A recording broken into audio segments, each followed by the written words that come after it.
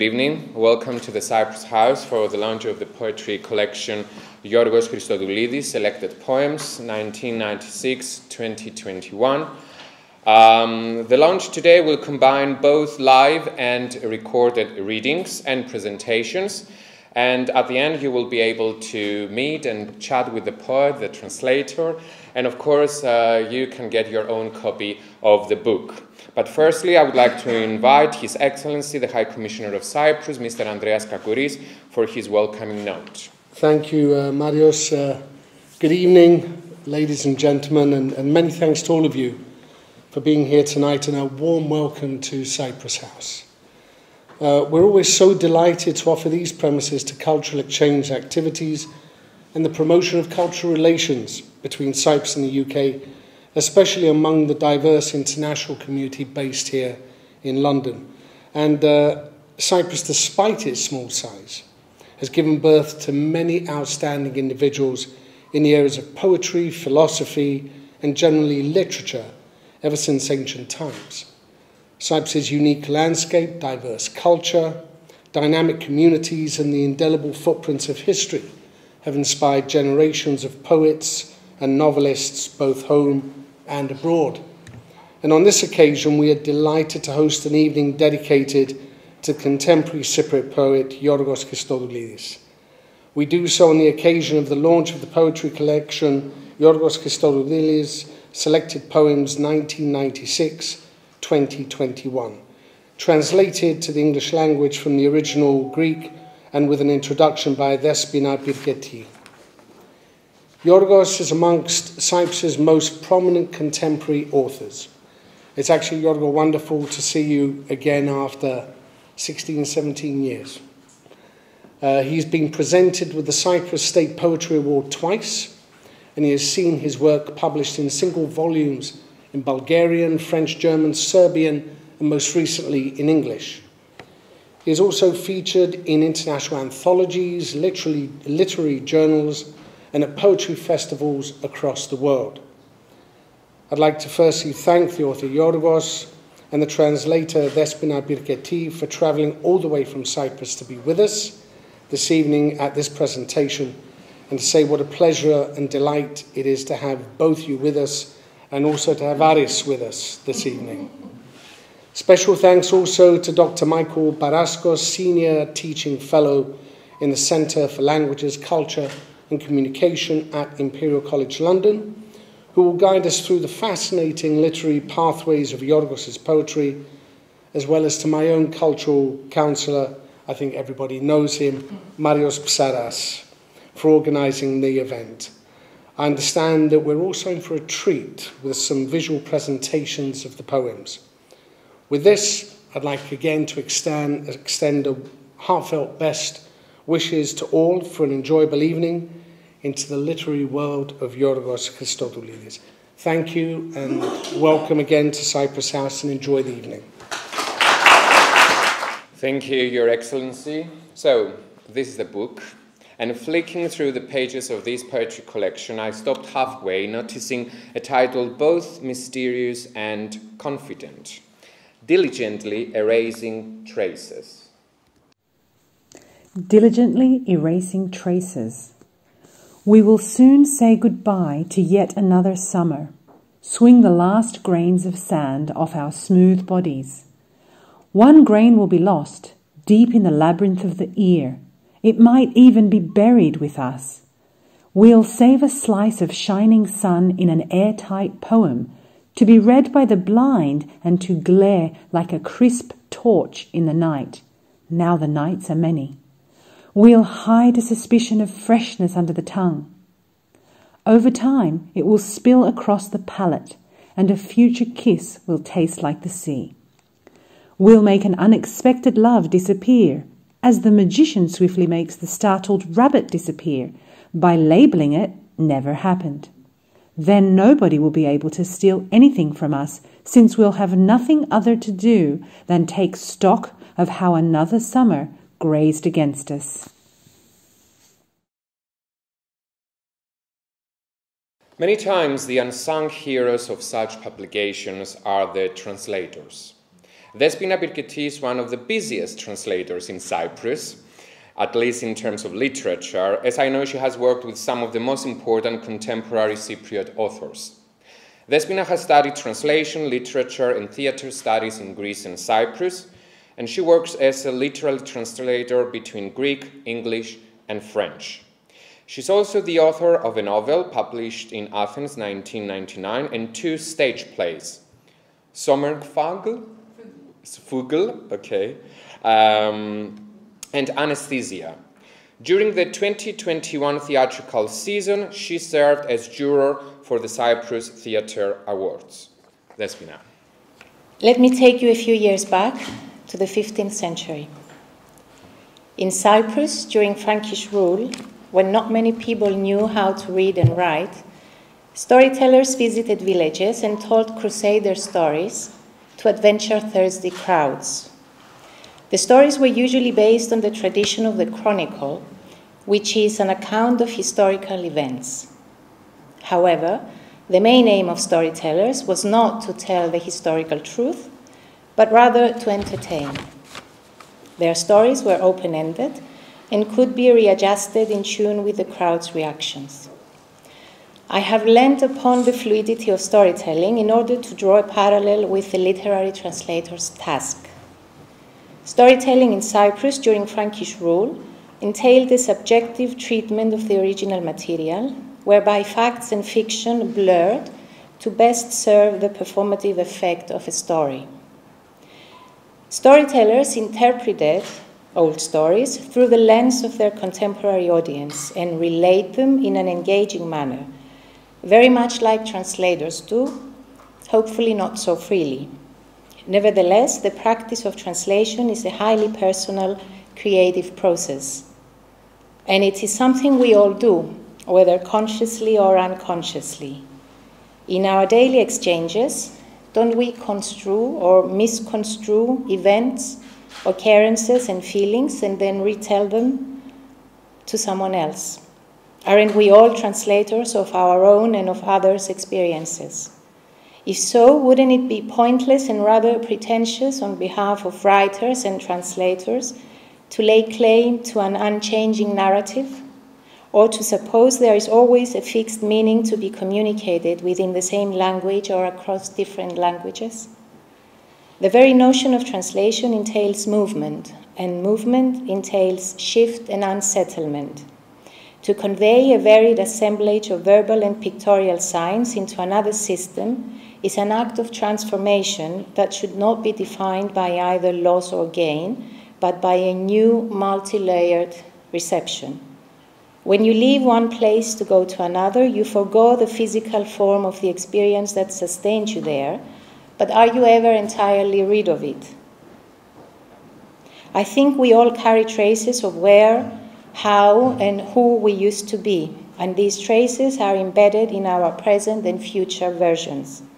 They are ensconced within the way we speak and write, especially if we write or translate poetry. We make use of the fascinating potential of rhetorical devices in order to call attention to the polysemy of our speech, to the different aspects of our intention to communicate with others. Let them know who we are and what we've been through so far, but not in so many words. In 2017, I had the great pleasure of translating a Cypriot poet who was born and raised in London and is a native speaker of English. His name is George Tadios. His mother tongue, in the sense of the language of his mother, is Cypriot Greek. Therefore, when he wrote the collection Buttoned Up Shapes, a tribute to the first Cypriot immigrants to London in the 1930s, George, among other things, alluded to the turmoil of spatial, verbal, and emotional shift. He wrote well-crafted, evocative, not too explicit English verses, imbued, however, with an underlayer of his Cypriot Greek origins.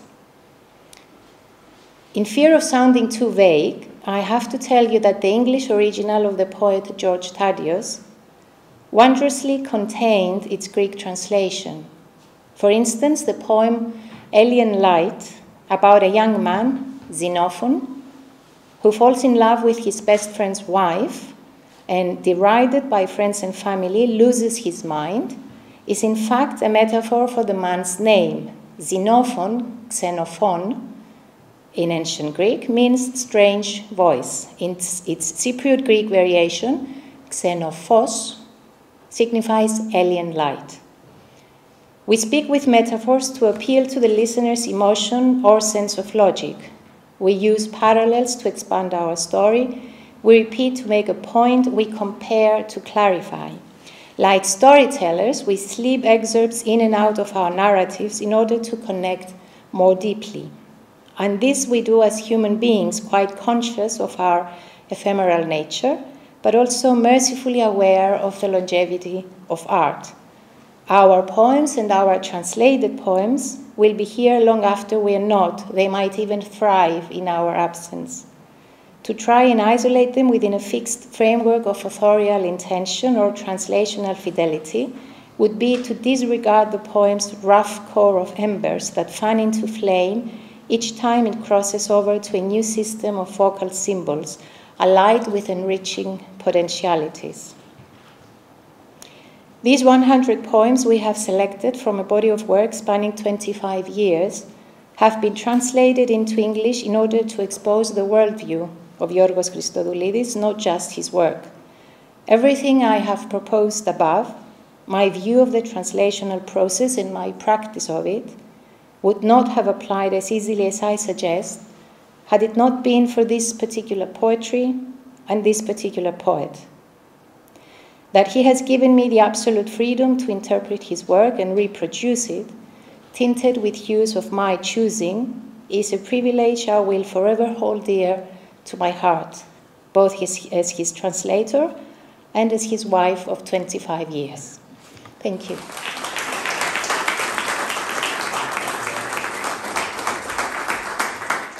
That was really beautiful. Thank you very much, Despina. And I need the text. It's amazing. It may be seen as an endearing green for the ephemeral nature of youth and love and their indelible traces upon the human body. Through the purple tattoos, recited by James Mackay, assistant professor at the European University, Cyprus. My name is James Mackay. I'm an assistant professor of British and American literatures at European University, Cyprus, and it is my honour to read from Giorgos Christodoulides' selected poems. Through the Purple Tattoos. Mothers with purple tattoos on their calves come and go by the pitch, picking grapes and picking up their children. They look merrily forlorn. Their tattoos are seals to certify they didn't always belong. When love bargained with freedom, someone had a clever idea to be engraved with a stylus. Tattoos are a challenge. Look, there is a time when I only wanted to be. Now I have what I never thought I'd seek, but sometimes I'm not sure about exactly what I want. They say the owl was a baker's daughter. Through the hollow bone of dusk, I see the rotten marrow of the world flowing like a quiet river, drying up as it slides towards the future's empty repositories. And I'm positive that years ago, by the edge of an ocean, these mothers made love behind the tamarisks in an endless August, nailed firmly to its days, until the nails erupted and leaves soaked the hours. And then these same days peered across the breadth of the water for anything that seemed endless, and scorned redemption because it didn't understand, like a myopic insect wallowing in mud. If it could trust a human being, it would confide its awe for this year's flurry of flora that will eventually feed on its manure. Now, I'm getting a tattoo that says, "Never ends." It's my first, and I smile discreetly with coyness and feeble caution. And we have another video poem, Smithereens, a poem that pretty much sums up Yorgos' worldview that the world is made up of shards feigning unity. These notes are by Despina, just to clarify. So I guess it's your own interpretation? Yes, definitely, yes. It can be seen any other way you like. Yeah, of course. Smithereens. In the moment when the cup falls to the floor and smashes into 100 shards, you realise the value of wholeness. That what we call entire is on the verge of smashing. It is that which resists falling and breaking into 100 shards, that which persistently withholds the sum of its parts, determined not to let on that it is as brittle as the cup. It is exactly that, 100 shards, clinging firmly to each other to feign unity. Time now to hand over to Dr. Maikel Paraskos, Senior Teaching Fellow in the Centre for Languages, Culture and Communication at Imperial College, London, specialising in art history. Michael has studied in Leeds and gained his doctorate in art history at the University of Nottingham. He has taught in various British universities for the past 30 years. He is the author of books and articles on art history, focusing mainly on modernist art, and has reviewed exhibitions for BBC Radio 4's Front Row programme. He has written for newspapers and magazines including The Guardian and The Spectator. Dr. Maikel Paraskos. Thank you very much. I'm going to begin by again reading the poem Smithereens. Smithereens. In the moment when the cup falls to the floor and smashes into 100 shards, you realise the value of wholeness. That, what we call entire, is on the verge of smashing. It is that which resists falling and breaking into 100 shards, that which persistently withholds the sum of its parts, determined not to let on that it is as brittle as a cup. It is exactly that, 100 shards clinging firmly to each other to feign unity. I must admit I've become very fond of that poem, but I really wanted to begin by reading it because I think any talk on a poet should start with the poet. Or should I say where to put my paper? Should I say should start with the poetry? Doing that places the poetry at the heart of whatever the commentator, in this case me, is likely to say next. And it reminds us that we're talking about a work of art that is, or should be, complete and immanent. It is its own interpretation. That's not to say I'm not honoured to have been asked to add my commentary to Giorgos' work. I spend my life as an art historian adding my commentary to other people's work, even though I know it often doesn't need it. Yet when Despina asked me to speak tonight, I was reluctant. I don't read Greek, I told her. But that's all right, she said. It's a translation. But I'm an art historian, I said, not a literary critic. But that's all right, she said. We don't want a literary critic. I think your words were, we don't like literary critics.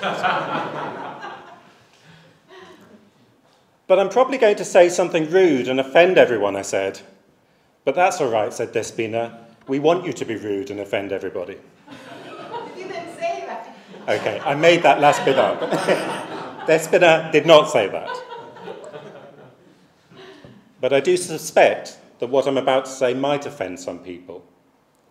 But if that's the case, then I think it's probably the sort of people who deserve to be offended. So here goes. The real reason I was reluctant was not any of the excuses I gave to Despina when she asked me to speak tonight. The reason is that as a member of what is rather euphemistically called the Cypriot, or sometimes Greek if you prefer, diaspora, I do have a difficult relationship with Cyprus. I do not always like the place. To be honest with you, it has never felt welcoming to me in the way it sometimes likes to portray itself. I accept that other people might have different experiences to mine, but I do not feel Cyprus is welcoming for so-called second-generation Cypriots like me. We're not Cypriot enough, not Greek enough, not anything. We are, in the sense, some of the hundreds of shards who do not cling firmly to the whole, but the whole doesn't seem to care. Even as I walked into the graveyard in the village near Larnaca when we were burying my father following his death in 2014, someone thought it appropriate to berate me for not being a proper Greek. not being fully Greek. What a nasty little shit you are, I thought. And so much for being part of the global Cypriot family. It was then I decided not to pretend to be a Cypriot anymore, let alone Greek. It's easier to deny it outright, although my name sometimes makes that difficult. The Coast Guardsman on his return. When I discovered the existence of language, I began to learn beautiful words. I learned quite a lot, but they seemed inapplicable. The people I found worthy were much fewer than the beautiful words. The redundant ones I kept within poems as a collector keeps pressed carnations within cardboard boxes, or the Coast Guardsman, on his return at night, entombs a shard of glow from the lighthouse inside of him to light up in good time. So why should I want to speak about a book of Cypriot poetry? Well, perhaps because, whether you like it or not, or I like it or not, I am a Cypriot. I am a shard from that pot. In fact, I must be a Cypriot because I have a piece of paper in my wallet that says I am. I might not fit everyone's definition of a Cypriot, maybe not your definition of a Cypriot, a Greek Cypriot, but so what? Do you really think you matter so much? And so when it comes to Giorgos' poetry, what I'd say is when it becomes available to me and thousands of people like me, as in Vespina's translation, maybe I do have something to say about it. In fact, maybe as a translation, it speaks more to me and the thousands of people like me, the second and third generation Cypriots, the diaspora. We are, after all, each of us, a kind of translated poem. But then the question is, what does it say to us? Well, and this is important, I can only speak for myself. A short while before the COVID pandemic, I was asked to speak at another book launch held at Leeds University for a newly published volume of poetry, that time by the English poet Martin Bell. I say by Martin Bell, but in fact it was also a collection of translations made by Bell of the work of the French surrealist poet Robert Desnos. Bell died in 1978 and has been somewhat unjustly forgotten in the decades since. I was asked to speak because Bell had been a good friend of my father, and they'd travelled together to Cyprus in 1968 when my father was laying the groundwork for establishing the first art school in Cyprus, the Cyprus College of Art. Unfortunately, Bell was a notorious alcoholic, and his drunken antics did not go down well in the very conservative world of late 1960s Cyprus. This trip was recorded by my father in a diary, and it was part of that diary that I read out. I must admit, I felt bad about it afterwards. I realised that what was intended as a light-hearted anecdote about Bell's drunkenness on an unsuccessful trip to see the then British Home Secretary, Roy Jenkins, who was holidaying in Kyrenia, might in fact have been a painful recollection of Bell's alcoholism for his family and the audience. However, my point in mentioning this now is not to seek absolution for my unintended sin, but to bring Bell's Cyprus poetry into the fray. Despite his alcoholism, Bell still wrote very good poetry, including some astonishing poems written whilst in Cyprus. They're different to his other poetry, and I suppose my father would have said they have spirit of place. We might like to think of them as somehow capturing the Cyprus that existed then, a very different island, and in many ways inhabited by a very different people to the Cyprus that exists now. Those Cypriots would be as alien to modern Cyprus as I am. But I don't think it's quite adequate to think of Bell's I don't think that is quite adequate when thinking of Bell's poetry. I don't think he did capture Cyprus like some sapient literary camera. I think he captured himself in Cyprus in a brief and specific moment in time. His poems do not look outward, recording a scene accurately, they look inward, and we see in them the experience of being trapped perpetually somewhere between drunkenness and hungover in that hot, sultry summer of '68 in the Eastern Mediterranean. Rather than capture a moment then, I think they represent a moment of placement. Or if you want to sound a bit more intellectual, a moment of emplacement. There's a kind of emplacement in Giorgos' poetry too. It is also often set in Cyprus, and aspects of that Cyprus are recognisable to me. But still, it is different. It has to be. We may share common traits, the things that make us human, and we share a great deal of common culture, the things that make us social.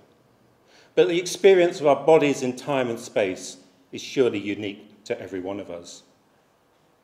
Incarnations of the watermelon seller. He sells watermelons in front of the bus stop. In his past life, he too sold watermelons, though because in the 17th century there were no buses, he sold them next to horse and donkey dung at the crossroads of the dirt tracks that joined the pastures. One time, he brought a juicy watermelon to the court of the Regina, didn't win her favour. He suspects that in his next life too, he'll be selling watermelons, and he'd like to be younger, less hunched and better attired. Passing by in my flying car, I'll see him and write the same poem. I wonder whether Giorgos would write the same poem. A different body in a different time and space, you see. It wouldn't quite be the same. The emplacement would be different. Nonetheless, I've come to like that poem very much.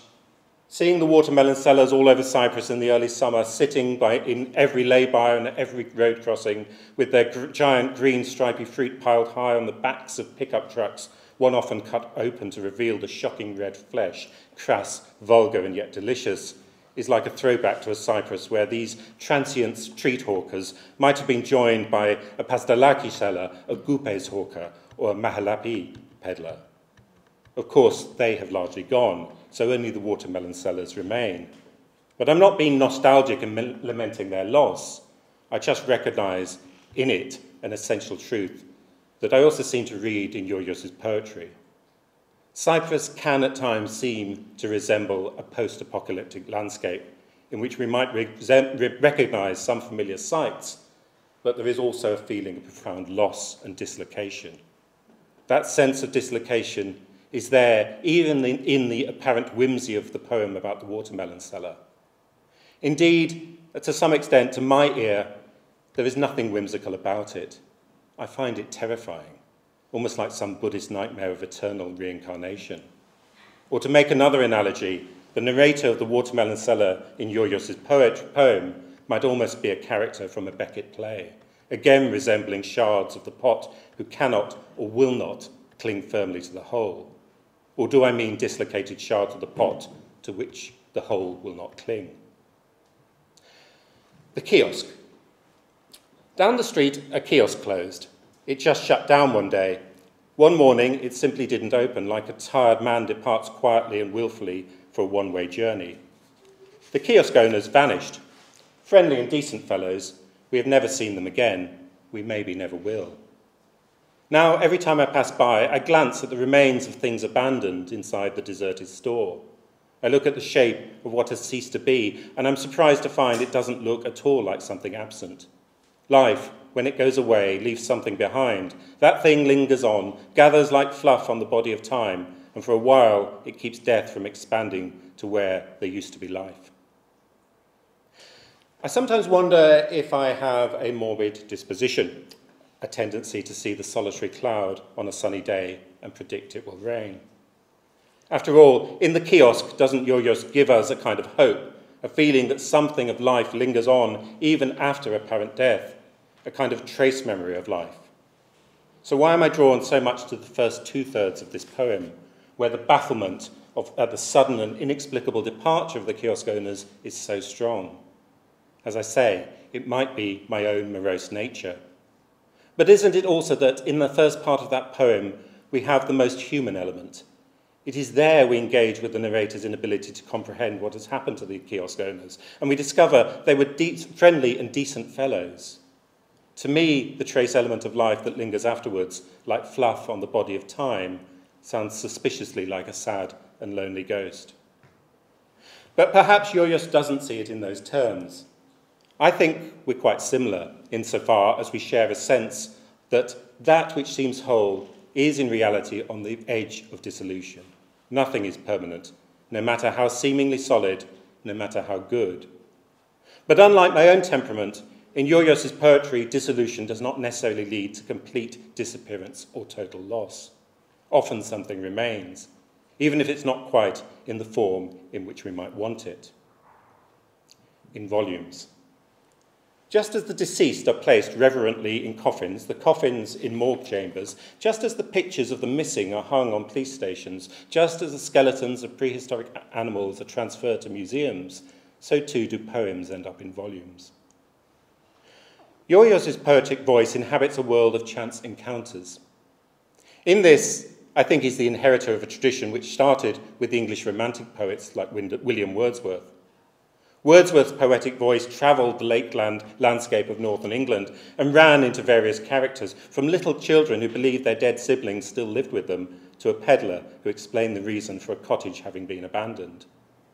In fact, I was reminded of Wordsworth's poem The Ruined Cottage when I first read Giorgos' The Kiosk.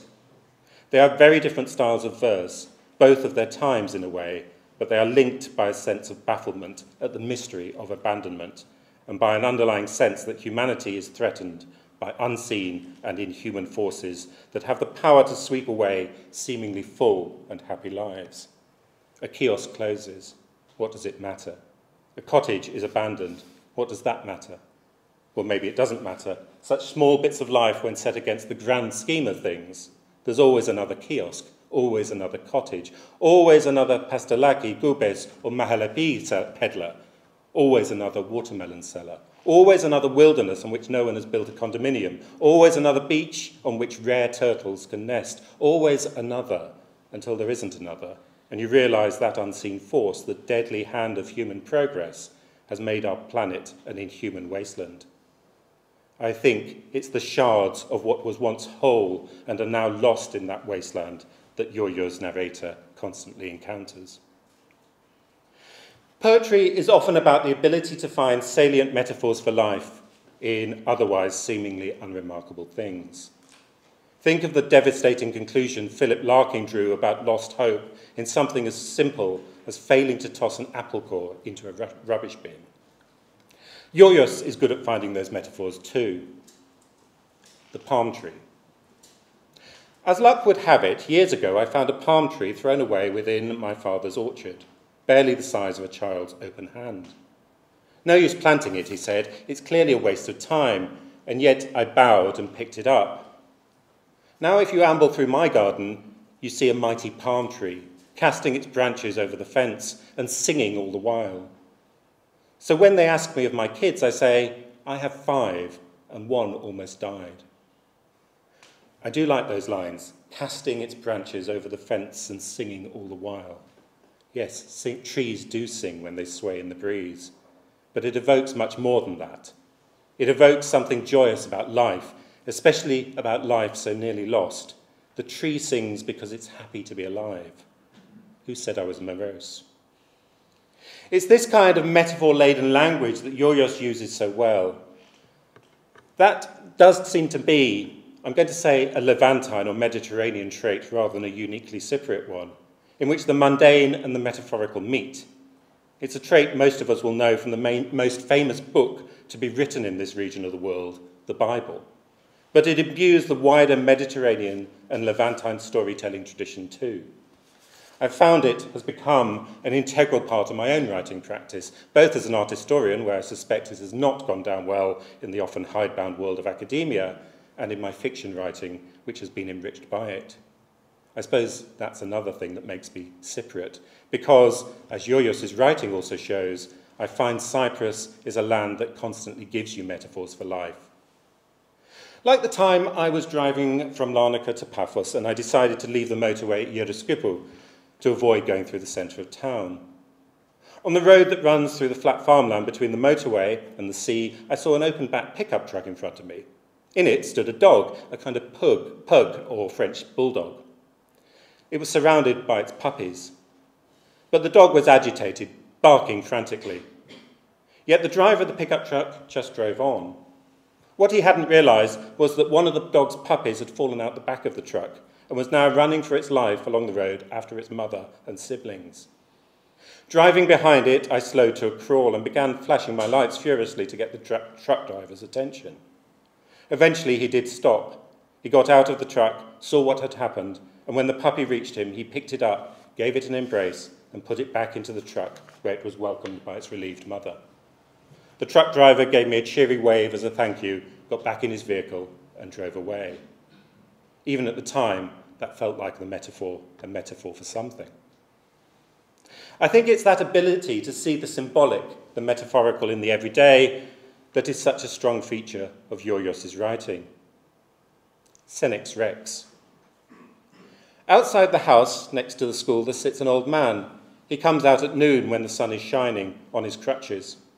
He sinks into his shabby armchair like a weary king, takes in the sun, the agitation of giggles, feigns a smile, but seems bothered.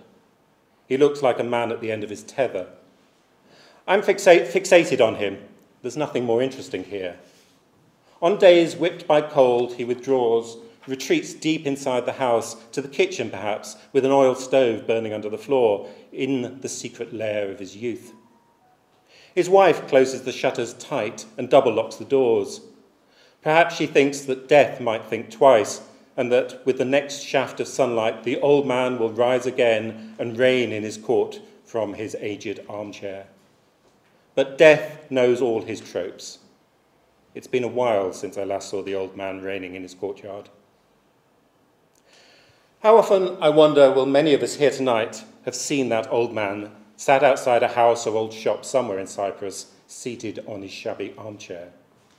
When I read this, part of me thinks of my own father, Senex Rex, and especially of my mother, double locking the doors. It has the authenticity of the familiar, the almost mundane.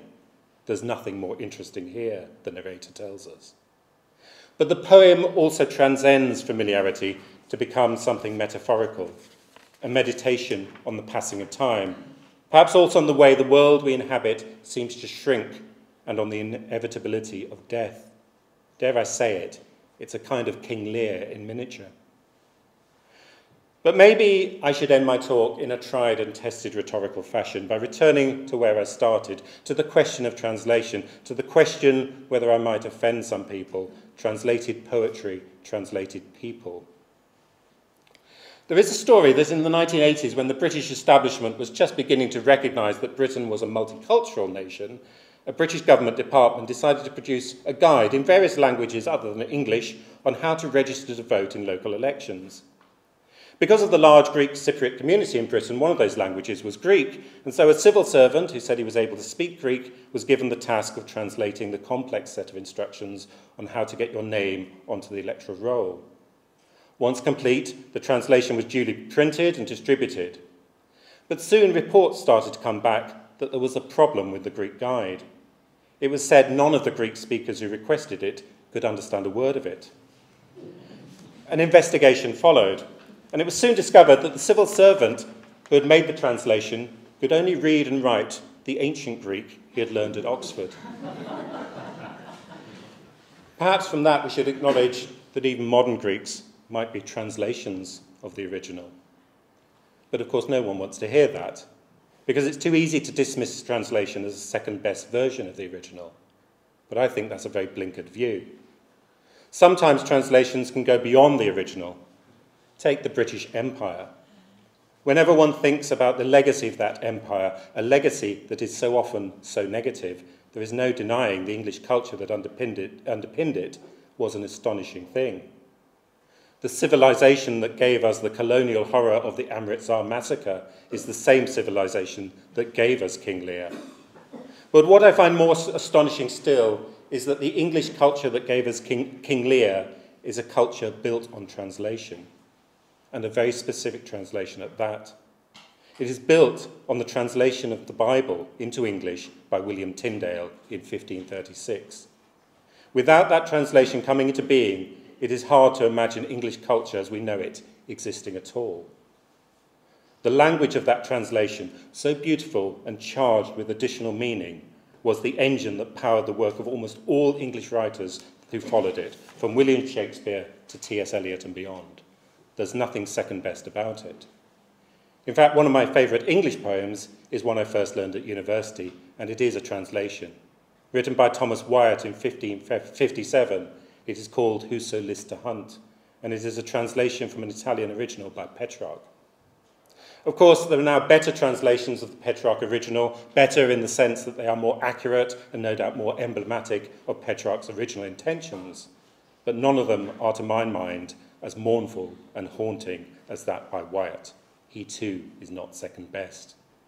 And I, as a translated person, the product of two voices coming together, just like a translation, my English mother from Yorkshire and my Greek father from Cyprus, I also refuse to be called second best. If that's what you think I am, I don't care. Those who know me will be aware I've studied a great deal the work of Herbert Read over the years. Herbert Read was a poet, novelist, art theorist, educationalist, anarchist, and more. He argued that to survive, human society needs art because the function of art is to reconcile the myriad of seemingly distinct and separate forces we encounter in life, and that through the ongoing and continual process of that reconciliation, or hybridization, our understanding of reality is brought into existence. In other words, the shattered shards are reconciled. And I cannot help seeing the translation of poetry as something very like that. It's a kind of mystical union, a reconciliation between the poet and the translator. The product of that union might not be pure anymore, it might not be pedigree. But sometimes, to echo Giorgos' poem Smithereen again, it's more than the sum of its parts. And in that, I suppose, we might almost say a translation is the product of a marriage. It's the child of two parents. It is the offspring of the poet and the translator. I hope you will enjoy reading Giorgos' poetry as much as I have. As an art historian, I study paintings and sculptures and other works of visual arts in a great deal of detail. And this year is my 30th year working as a lecturer in higher education, so I've spent a great deal of time over those years talking about art and trying to give my best guess as to what it might mean. In all of that time, I've not had much opportunity to think long and hard about poetry, although it was my first love as an undergraduate student. So despite my initial trepidation in giving this talk, the process has been a welcome chance to do that. It will probably sound a bit trite for me to claim this, but I can honestly say I feel changed having spent so much time reading, rereading, and thinking about Giorgos' work, so much so that it has even entered my dreams on a number of occasions. I won't go into detail. As I say, I feel changed by it, and that change is, I think, for the better. So I would like to thank Giorgos for writing these wonderful poems and Despina for translating them so beautifully.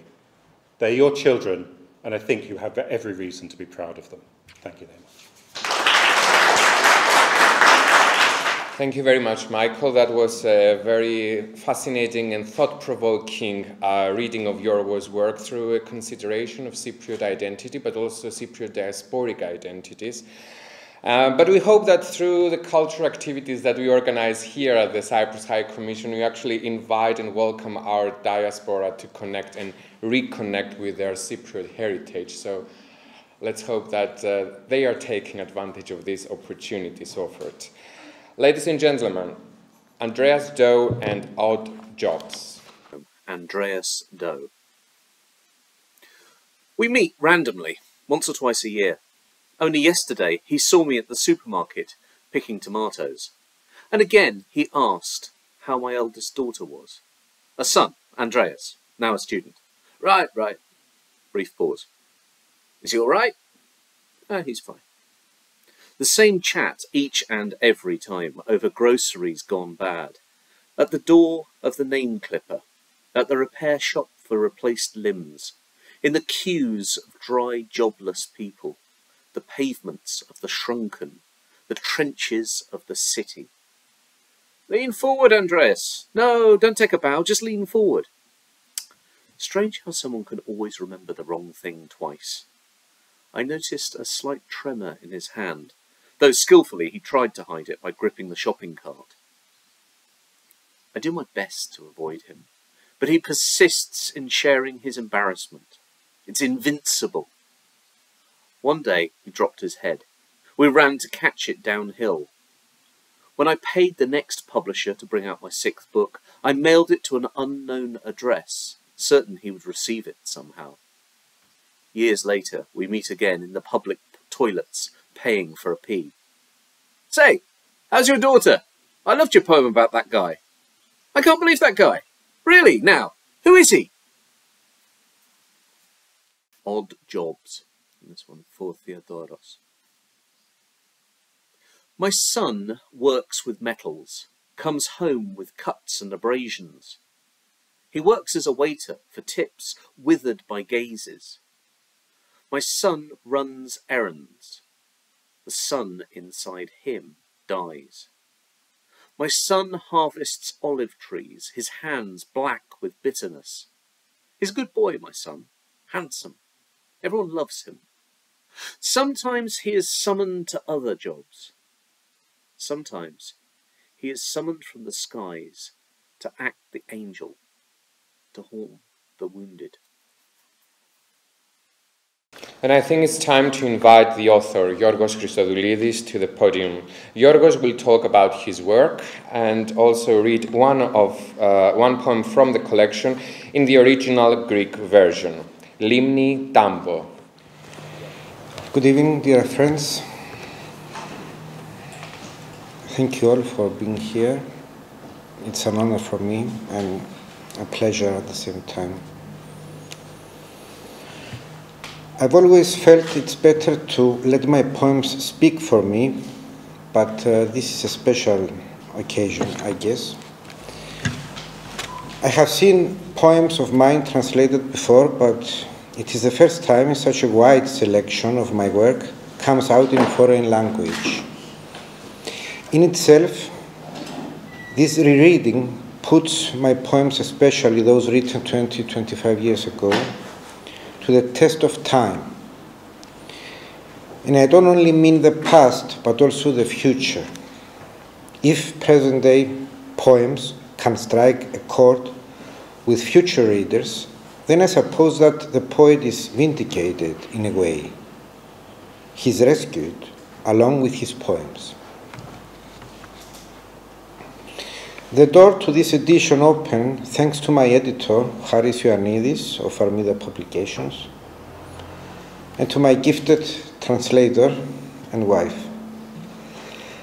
I approached these selected poems first as a reader and only secondly as the poet who wrote them.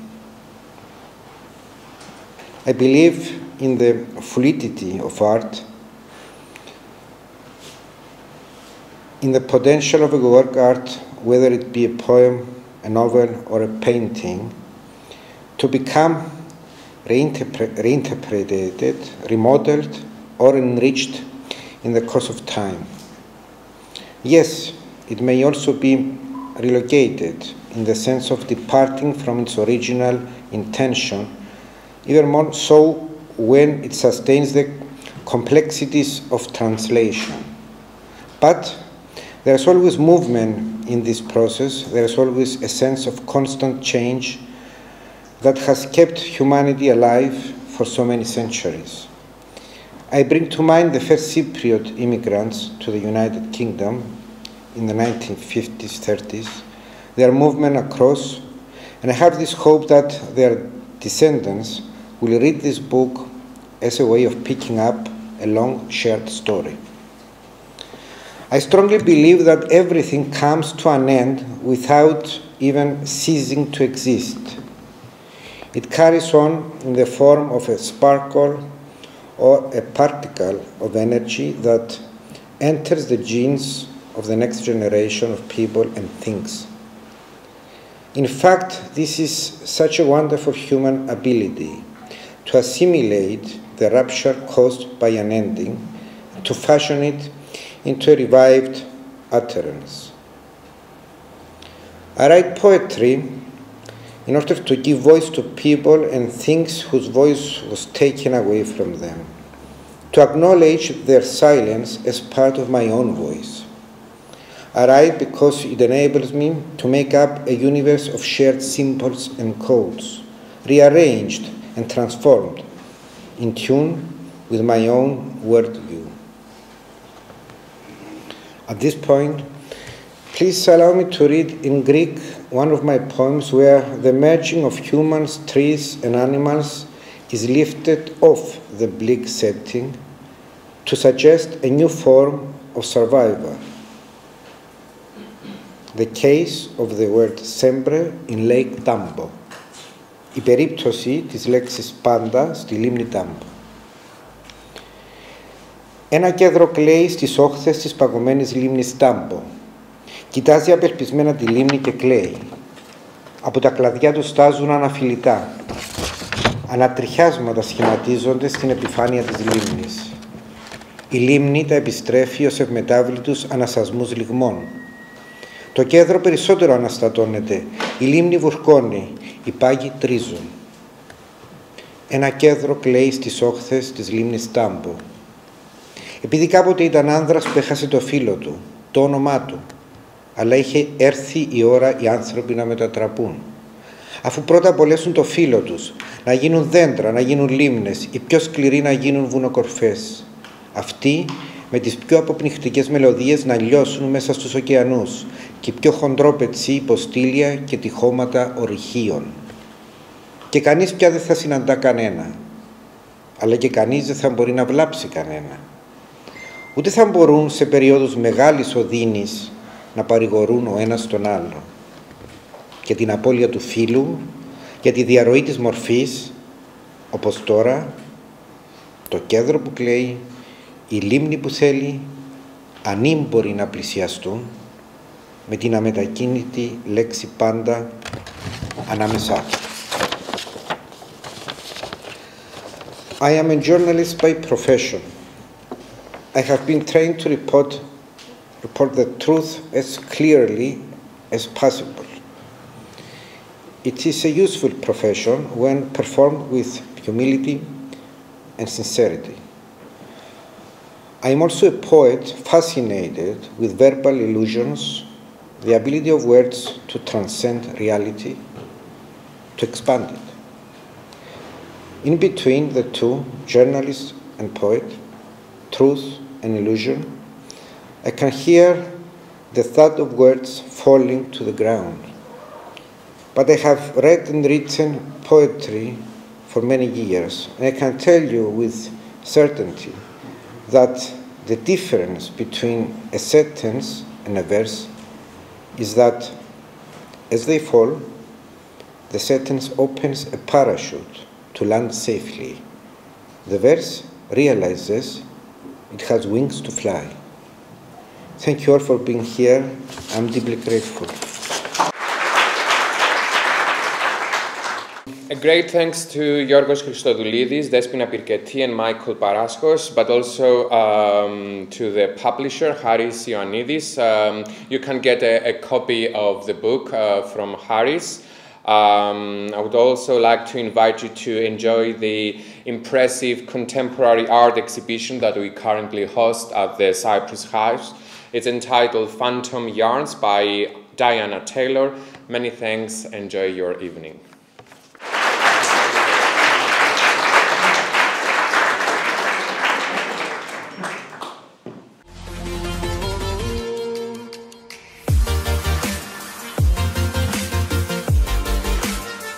Good evening, sir. Good evening. It's nice to have you with us tonight, and it's our chance to find out about you because I know you are a very important, person, and you are a Cypriot, and we don't know much about you. Do you mind giving us a little bit about yourself? Just tell us a few things about your past, your family, and about your job you're doing? Yes, I don't really think of myself as an important person. I'm a teacher, really. I'm a university teacher. I teach at Imperial College, London. My father was the artist Stas Paraskos, and my profession, if you like, is that I'm an art historian. So I write and talk and lecture on art and art history to undergraduate students, adult education students, anybody who'll listen, really. Yeah. What do you think about tonight's, presentation of the book of Giorgos Christodoulides? In few words that we didn't hear from you. I think it's a wonderful book of poetry. It's got a haunting quality about it. It's a kind of poetry which is rooted in the everyday. So you recognise the characters, you recognise the locations, but it then transcends that. So you suddenly are in this strange, metaphorical, almost mystical other world. So I'd call it transcendent, but that sounds a little bit pompous. So, in your own words, I mean, did you get the messages from translation? Oh, absolutely. I mean, I suppose the question would be, how can one tell if you got the messages? But I think the truth is, I got an understanding of what poets are interested in. Poets are interested in telling us about how we live, the nature of life, the nature of the world we live in. And you certainly got that from the translation. I think Despina's translation is beautiful, and I think it's a real tribute to her, as well as to Giorgos, that the poetry really speaks to people. What is your relationship with Cyprus? Do you know about Cyprus? You visit Cyprus? Well, I used to visit a lot more when my father was alive, so I haven't been for a while, mainly due to COVID, so that's sort of stopped me going. But I've always had an interest in Cypriot art and Cypriot culture, Cypriot history. So although I teach here in England, I talk a lot, and I've written a lot about Cypriot culture as well. So I've got a love for the place. It's a kind of love-hate relationship for the place, but its love is in there as well. So I find the place is somewhere that keeps drawing me back, even if sometimes it feels like it's perhaps pushing me away as well. How do you feel about the situation that Cyprus is still occupied from Turkish government? Well, it's awful. I mean, I think that goes without saying. I think, in a sense, you wonder whether, a response such as we're seeing now with, Russia and Ukraine, if that had happened in 1974 with Turkey and sanctions, might the outcome be different now? But it's too late to worry about that, and I hope the two sides can get together and start talking, because at the moment, it's just been going on too long. We need a solution. So it's an awful thing, as I think most people would agree. I don't see what the solution is, but then it's not my job as an art historian to know what the solution is. But I just wish the politicians would find one. How do you feel about the son of a very famous and well-known, artist, Stan Paraskos? Well, it's one of those things which you're always amazed, because to me he was just Dad. You're always amazed when people think of him as this great figure. I mean, I love the paintings. I've got lots of them in my house. But, to me, he was my father, and like any son, I see him in those terms. So, yes, I mean, I know his history is fascinating. I know his art is important and significant, both in terms of art history in Cyprus, but also in Britain. But to me, he's always going to be my dad. That's how I see him. Right. Thank you very much for talking to us. My pleasure. Καλησπέρα Γιώργο πάλι. Μόλις έχει τελειώσει η παρουσίαση του βιβλίου, πώς αισθάνεσαι? Αισθάνομαι μια πραγματική χαρά, διότι ένιωσα ότι όσοι παρευρέθηκαν σε αυτή την εκδήλωση, και δεν ήταν λίγοι, με έκπληξη μου είδα πάρα πολύ κόσμο, το έκαναν επειδή πρώτα απ' όλα τους ενδιαφέρει η ποίηση και δεύτερον τους ενδιαφέρει η επικοινωνία ενδεχομένως με την ποίηση μου ή η δυνατότητα να μάθουν κάποια πράγματα για την ποίηση μου. Είμαι ιδιαίτερα ευγνώμων τόσο σε όσους προσήλθαν για να παραστούν, αλλά και ιδιαίτερα στους συντελεστές της εκδήλωσης. Θα ήθελα να ευχαριστήσω τον Ύπατο Αρμοστή μας, τον κύριο Κακουρή, τον Μάριο τον Ψαρά, που ήταν η ψυχή της εκδήλωσης, τον Μάικλ Παράσκο, ο οποίος έκανε μια καταπληκτική ομιλία η οποία θα πρέπει να διαβαστεί, πιστεύω, όχι επειδή μίλησε για την ποίηση μου, αλλά έστειλε κάποια πάρα πολύ αληθινά μηνύματα και προς την Κύπρο και προς την ομογένεια, και νομίζω ότι η ομιλία του ήταν πάρα πολύ σημαντική. Επίσης, να ευχαριστήσω τη μεταφράστρια μου, τη Δέσποινα Πυρκετζή. Χωρίς αυτή η εκδήλωση δεν θα μπορούσε να γίνει, δηλαδή θα υπήρχε το βιβλίο, και γενικά όλους όσους συνέβαλαν στο να γίνει αυτή η εξαιρετική βραδιά στην καρδιά του Λονδίνου, μια γέφυρα που μεταφέρει ένα ψήγμα της κυπριακής λογοτεχνίας εδώ, σε αυτή την σημαντική πόλη. Διαβάζοντας τα ποίηματα σου τώρα, Γιώργο, νιώθεις ότι τα μηνύματα στέλνονται ακριβώς όπως τα φαντάστηκες, όπως τα ένιωσες και όπως τα εκφράστηκες στην ελληνική γλώσσα? Θα έλεγα ότι στέλνονται με τρόπο που δεν θα μπορούσα καν να φανταστώ, υπερβαίνει της φαντασίας μου. Όταν έγραφα αυτά τα ποίηματα, ποτέ δεν φανταζόμουν ότι θα τύχαναν μετάφρασης και παρουσίαση στο Λονδίνο. Απλώς ήθελα να βάλω μέσα σε αυτά τα ποίηματα έναν κομμάτι του τι είμαι εγώ και του πώς βλέπω τα πράγματα. Η εξέλιξη των πραγμάτων είναι εντελώς εκτός του δικού μου ελέγχου και των δικών μου δυνάμεων, και μπορώ όμως να πω ότι την απολαμβάνω.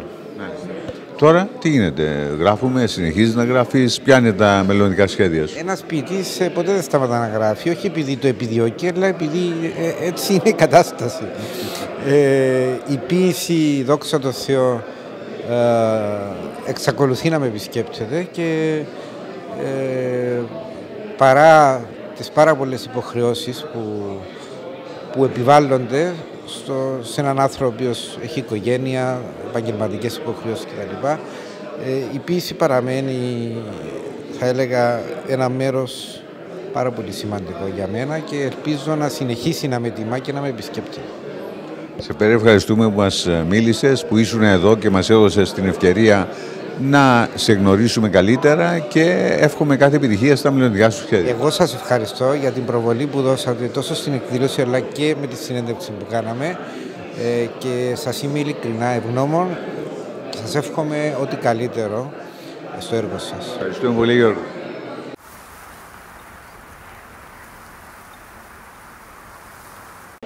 Έχουμε και την Δέσποινα Πυρκετζή εδώ, η οποία έκανε τη μετάφραση του βιβλίου του Γιώργου Χριστοδουλίδη στην απόψινή εκδήλωση, η οποία νομίζω ότι ήταν επιτυχημένη εκδήλωση. Πώς νιώθεις, Δέσποινα? Νιώθω πολύ συγκινημένη, διότι είδα κόσμο, είδα ανθρώπους, πολύ αγαπημένα πρόσωπα που έχω ξαναδεί, που βλέπω κάθε φορά που έρχομαι στο Λονδίνο, αλλά και άλλους ανθρώπους που ήρθαν έτσι ειδικά να παρακολουθήσουν την βραδιά. Γνώρισα επίσης μεταφραστές, διότι δεν είναι μόνο οι ποιητές που ήρθαν εδώ, ήρθαν και μεταφραστές, που είναι πολύ σημαντικό για μας. Πολύ σημαντικό με την έννοια ότι η μετάφραση, όπως είπα, που με άκουσες, δεν είναι κάτι που όλοι κάνουμε. Δηλαδή, μεταφράζουμε όταν μας μιλά κάποιος, μεταφράζουμε αυτό που μας λέει μέσα στο μυαλό μας, το ερμηνεύουμε. Άρα, έχω την εντύπωση ότι μας αφορά όλους. Λοιπόν, είδα ότι είχατε καλούς συντελεστές της απόψινής εκδήλωσης, και πιο συγκεκριμένα με ενθουσίασε η παρουσία και η ανάλυση των ποιημάτων του Γιώργου από τον Παράσκο. Μάλιστα, ναι. Ο Μάικλ, ναι, έκανε μία, και εγώ πραγματικά ήταν διαφωτιστική ομιλία. Με ποια έννοια? Περνά μέσα από την δική του την εμπειρία η ποίηση του Γιώργου. Δηλαδή, να σου πω κάτι απλό, τα 3-4 ποίηματα που επέλεξε να διαβάσει είναι αυτά που περιγράφουν καθημερινές στιγμές, αλλά μεταφορικά.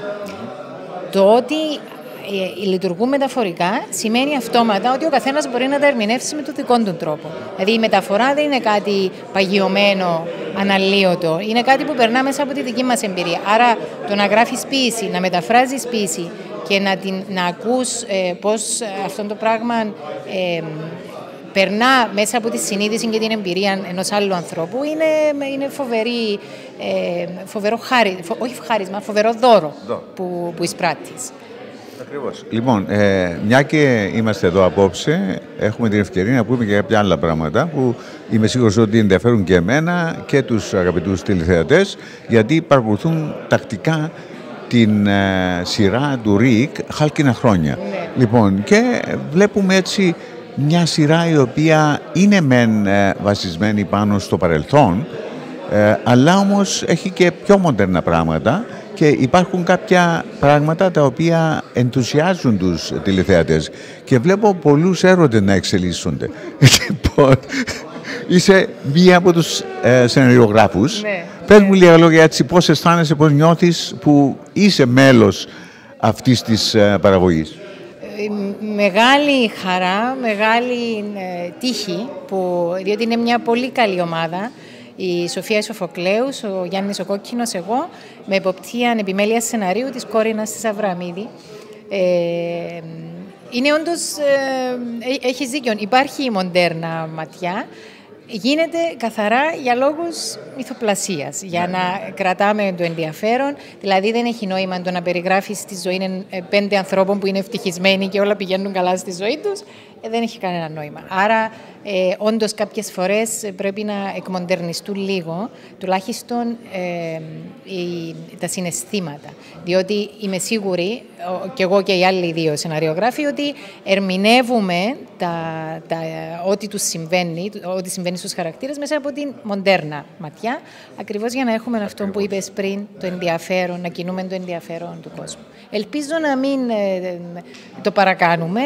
Εντάξει, προσπαθούμε να μένουμε μέσα στα πλαίσια τα επιτρεπτά, ας πούμε. Ναι, κοίταξε, η δική μου η άποψη είναι αυτή. Δεν είναι μια σειρά η οποία βασίζεται μόνο πάνω σε, και το είπα και προηγουμένως, πάνω στην πραγματικότητα.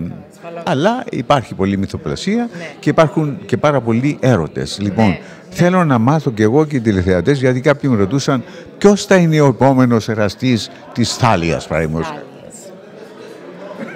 Θα σου το πω μόνο έτσι μυστικά, να μην το πεις σε κανένα. Εκτός από όλους τους τηλεθεατές. Εκτός από όλους. Η Θάλια θα γυρίσει στον πρώτον της έρωτα, που ήταν ο πατέρας του παιδιού της. Αυτή είναι η... Έτσι. Ναι, αλλά μην το πεις. Ναι, μην το πείτε κανένας. Όχι. Ναι. Έλα σου πω, γιατί δεν δείχνουμε τα παιδάκια, δεν υπάρχουν οι ηθοποιοί? Όχι, υπάρχουν ηθοποιοί, αλλά λόγω των μέτρων για το COVID είχαν μπει πολλές παράμετροι απαγορευτικές για να έρθουν τα μωρά. Οπότε νομίζω όμως ότι τώρα στα επεισόδια που γυρίζονται τώρα και θα προβληθούν Απρίλιο-Μάιο επιστρέφουν. Έχουμε εμφανίσεις και των παιδιών. Ναι, διότι είδα στα προηγούμενα επεισόδια, παλιά επεισόδια, ναι, είδα και το γιο σου. Ναι, Ορέστης. Θα επιστρέψει ίσως?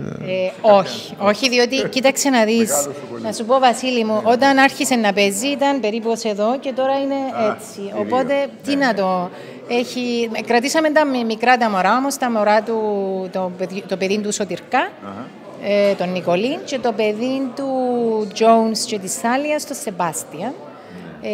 Αυτά θα επανέρχονται, τα μωρά του θα επανέλθουν. Πώς μπορεί κάποιος να αναγνωρίσει, γιατί είναι δύσκολο να αναγνωρίσει κάποιος από πού προέρχονται, από ποιος είναι ο σεναριογράφος κάθε επεισοδίου, ας πούμε. Είναι πολύ δύσκολο. Προσπαθώ να εντοπίσω έτσι κάποια επεισόδια για να πω αυτά η Δέσποινα τα γράφει, ας πούμε, είναι ο Κόκκινος ή ξέρω εγώ, ναι, και δεν μπορώ. Με το χέρι στην καρδιά σου λέω ότι και εγώ κάποτε δυσκολεύομαι, επειδή περνά καιρός από την... πες ότι γράφουμε εμείς τα επεισόδια Δεκέμβρη και μπορεί να προβληθούν 2 μήνες μετά. Άρα και εγώ ξεχνάω κάποτε όταν βλέπω τα επεισόδια να προβάλλονται, σκέφτομαι τώρα τον εγώ που το έγραψα, είναι η Σοφία, είναι ο Γιάννης. Ίσως επειδή, όπως σου είπα, την επιμέλεια την κάνει η Κόρινα η Αβραμίδου, ότι υπάρχει μια ομοιομορφία, ας πούμε, στις φωνές. Δηλαδή η πλοκή μπορεί να διαφοροποιείται, αλλά προσπαθούμε όσο πιο πολλά μπορούμε να υπάρχει ομοιομορφία στις φωνές. Ωραία. Άρα είναι λίγο δύσκολο να καταλάβεις ποιος γράφει τι. Ωραία. Λοιπόν, τώρα, μελλοντικά σχέδια υπάρχουν, έχεις κάτι στο σκαρί, προγραμματίζεις κάτι? Γράφω ένα θεατρικό, είμαι τώρα που είναι μαύρη κομμωδία, τα έχουμε ξαναπεί. Εντάξει, είναι ακόμη όμως όχι στο αρχικό στάδιο, είμαι περίπου στη μέση, ας πούμε. Είναι σιγά σιγά, τρέχει ταυτόχρονα με άλλες αναλήψεις μεταφραστικές, οπότε υπολογίζω ότι μέσα στον επόμενο χρόνο θα τελειώσει. Πού κινείται αυτή η κομμωδία, δηλαδή, με λίγα λόγια έτσι? Η αφορμή είναι μια πρόσκληση σε ένα δείπνο, όπου οι μισοί γνωρίζονται μεταξύ τους και οι άλλοι μισοί όχι. και δημιουργούνται διάφορα έτσι ευτράπελα. Υπάρχει ένα κοινό νήμα όμως για να συνδέει τους χαρακτήρες μεταξύ τους. Νομίζω ότι η μαύρη κωμωδία το αποδίδει πιο εύστοχα. Ο όρος κινείται σε αυτά τα πλαίσια. Μάλιστα. Ναι. Λοιπόν, ξέρω ότι σου αρέσει. Ναι, γι' αυτό μου αρέσει η μαύρη κωμωδία και θα ήμουν ευτυχής αν ήταν περίπτωση και πάλι να ξανασυνεργαστούμε στο μέλλον. Και εμένα θα ήταν, διότι ήμουν πολύ χαρούμενη και πολύ συγκινημένη όταν σκηνοθέτησε στο Σόμερφιλντ. Είδα και τη Βασούλα τώρα που ήταν στην εκδήλωση με μεγάλη χαρά. Οπότε θα ήταν και τιμή και χαρά να συνεργαστούμε ξανά, βέβαια. Σε υπερευχαριστούμε που ήρθες εδώ και μας έδωσε την ευκαιρία και εσύ και ο Γιώργος να χαρούμε αυτή την ποίηση που γράφει ο Γιώργος. Διαφορετικά δεν θα μπορούσαμε να πάρουμε αυτά τα μηνύματα δίχως αυτή την εκδήλωση. Εντάξει, το πήρα το βιβλίο, το διαβάζω και το μελετάω αναλυτικά. Συγχαρητήρια και σε σένα για την μετάφραση και στο Γιώργο και εύχομαι κάθε επιτυχία στα μελλοντικά σας σχέδια. Ευχαριστώ Βασίλη μου, ευχαριστώ και σε σένα κάθε επιτυχία. Ευχαριστώ πολύ. Ευχαριστώ πολύ.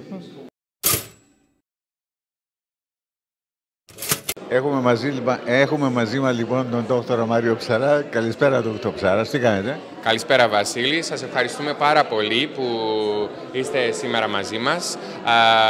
Σας καλωσορίζουμε στο σπίτι της Κύπρου και το ονομάζουμε σπίτι της Κύπρου γιατί ακριβώς θέλουμε να είναι ανοιχτό προς την ομογένεια, προς την κοινότητά μας, να έρχεται, να το νιώθει σαν το σπίτι της. Είναι ένα μέρος που θέλουμε να νιώθουν ότι εδώ επανασυνδέονται με την Κύπρο. Γι' αυτό και προσπαθούμε να κάνουμε συνέχεια εκδηλώσεις που έχουν να κάνουν με τον κυπριακό πολιτισμό, με τους Κύπριους καλλιτέχνες μας, τόσο αυτούς που βρίσκονται στην Κύπρο και τώρα μετά την πανδημία καταφέρνουμε σιγά σιγά να τους φέρνουμε εδώ, αλλά επίσης και με τους Κύπριους της ομογένειας, τους καλλιτέχνες μας που εδράζονται εδώ. Πολύ ωραία. Λοιπόν, αυτό νιώσαμε απόψε εμείς εδώ στην παρουσίαση του βιβλίου του Γιώργου Χριστοδουλίδη, σε μία μετάφραση της Δέσποινας Ποιητική με 100 ποίηματα, επιλεγμένα ποίηματα από τις συλλογές του Γιώργου του Χριστοδουλίδη. Ήταν μια πολύ ενδιαφέρουσα περίπτωση η οποία μας έδωσε την ευκαιρία να νιώσουμε αυτό που είπες, δηλαδή να νιώσουμε ότι βρισκόμαστε σε ένα σπίτι που ανοίγει στην Κύπρο και ταυτόχρονα ότι γίνεται μια σύνδεση μεταξύ της παροικίας των παροίκων και των καλλιτεχνών της Κύπρου και της παροικίας.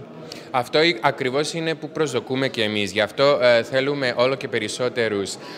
όλο και περισσότερα μέλη της ομογένειας μας, της κοινότητάς μας, να έρχονται στο κεντρικό Λονδίνο και να συμμετέχουν στις εκδηλώσεις μας, γιατί στο κάτω-κάτω για αυτούς τις κάνουμε. Οπότε θέλουμε να έρχονται εδώ, να γνωρίζουν τους καλλιτέχνες μας, τους ποιητές μας, τους λογοτέχνες μας και να κάνουν reconnect, να επανασυνδέονται με τις ρίζες τους. Ακριβώς. Τώρα, να μας μιλήσει και λίγο για αυτή την πολύ ενδιαφέρουσα έκθεση που έχετε εδώ, που φιλοξενείτε. Πες μας λίγα λόγια για αυτή την έκθεση.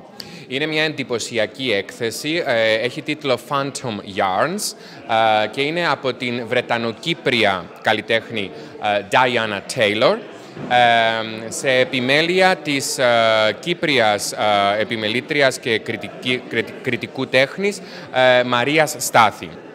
Αυτή είναι μια έκθεση η οποία είχε εγκαινιαστεί πρώτα στη Λευκοσία, νομίζω, αν δεν κάνω λάθος, το Σεπτέμβριο. Οπότε καταφέραμε να την μεταφέρουμε, παρόλες τις δυσκολίες της εποχής, καταφέραμε να την μεταφέρουμε εδώ στο Λονδίνο και μάλιστα να την εμπλουτίσουμε, γιατί η Diana Taylor εδράζεται στο Λονδίνο, είναι κομμάτι της ομογένειας, της κοινότητάς μας, και έτσι να την εμπλουτίσουμε και με άλλα έργα της Diana που είχε στο στούντιό της. Οπότε είναι μια έκθεση αντιπροσωπευτική της δουλειάς της Diana Taylor, η οποία, όπως θα έχετε καταλάβει, ασχολείται με πάρα πολύ διαφορετικές τεχνικές. κυρίως ασχολείται με το κολάζ, αλλά αυτό το κολάζ μπορεί να έχει μέσα, βλέπω τις σημειώσεις μου εδώ, μπορεί να έχει μέσα ζωγραφική, screen printing, κέντημα, 3D scanning. Είναι μια σύνδεση αναλογικών και ψηφιακών μορφών τέχνης που συνδυάζει το παραδοσιακό. Θα μπορείτε να προσέξετε να διακρίνετε κάποιες τεχνικές από τα παραδοσιακά κεντήματα, τα λευκαρίτικα κτλ.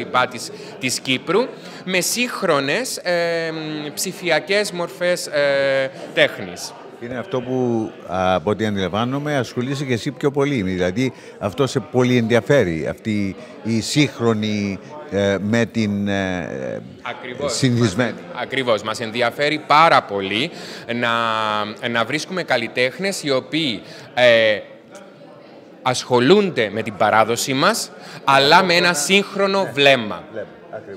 Ανανεώνουν την παράδοση μας και δείχνουν ότι η παράδοση μας έχει θέση στο σήμερα.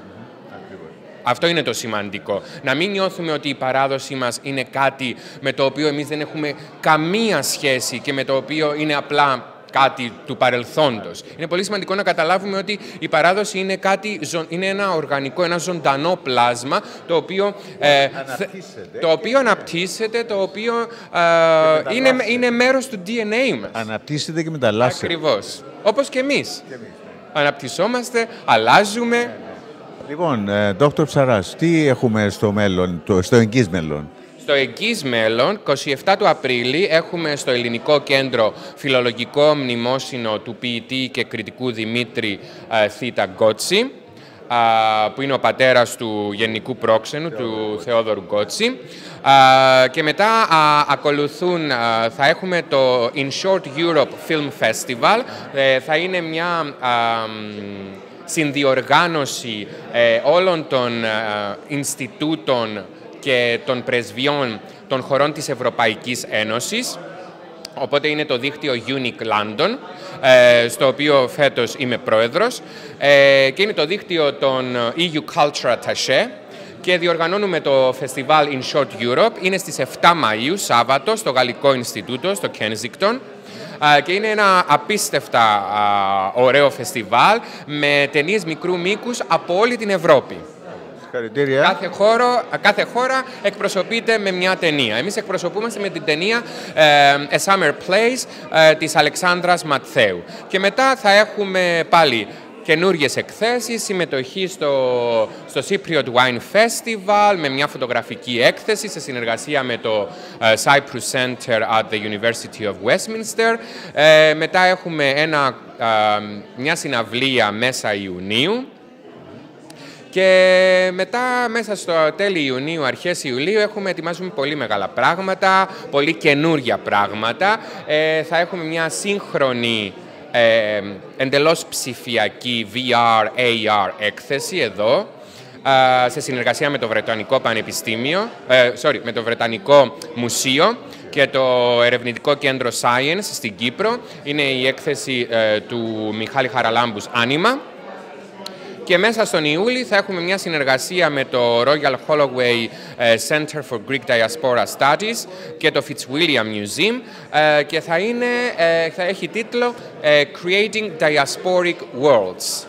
Και είναι εξ ολοκλήρου αφιερωμένη στη διασπορά. Πάρα πολύ ενδιαφέροντα όλα αυτά και είμαι σίγουρος ότι έχουμε την ευκαιρία να τα ξαναπούμε έτσι πιο αναλυτικά. Βεβαίως. Εμείς σας περιμένουμε εδώ πάντα. Το σπίτι της Κύπρου είναι ανοιχτό. Ευχαριστούμε πολύ.